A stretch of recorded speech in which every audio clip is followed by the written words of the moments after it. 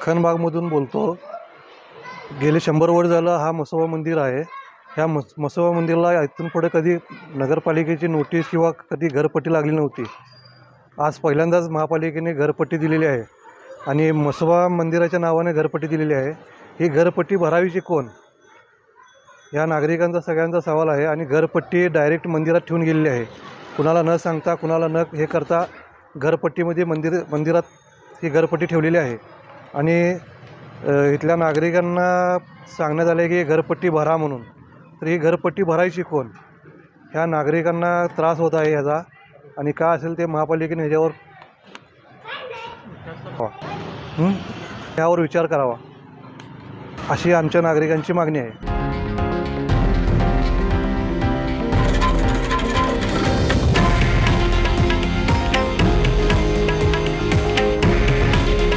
हे आहे देशातील नंबर 1 न्यूज नेटवर्क आणि आपण पाहत आहात TV9 मराठी. काळजी तुमची, हित महाराष्ट्राचं.